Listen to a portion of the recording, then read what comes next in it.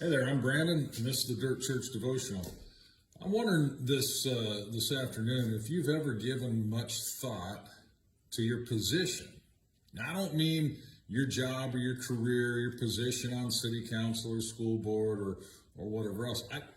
I mean literally your physical position, your place where you live.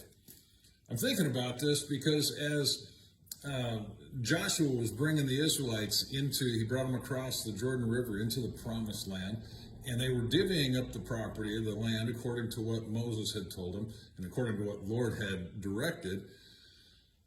The tribe of Levi didn't get any land. They didn't get their own place. They had to be dispersed amongst the other 11 tribes.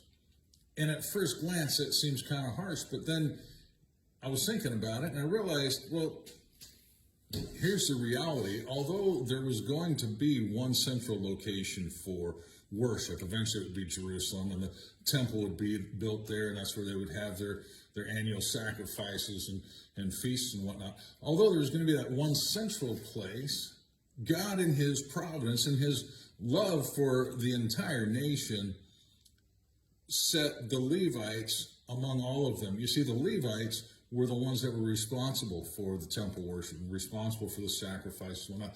The Levites in the Old Testament, they represented the presence of God to the nation. And God, although, as I said, was going to have one central place for the feasts and festivals, he wanted his presence to be known among all of Israel, everywhere. So let's fast forward back to 2023, back to my question to you. Have you considered your position? You know, the Bible tells us in the book of Acts that God has determined the exact times and places where men must live.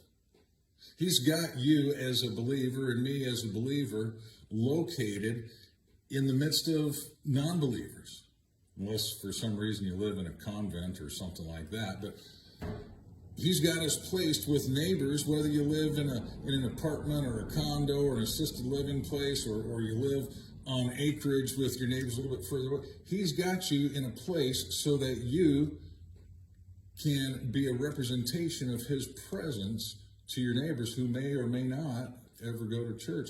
Yeah, there's churches on just about every corner here in America, even here in Washington. There's churches everywhere, but most of them only have services a couple different days out of the week.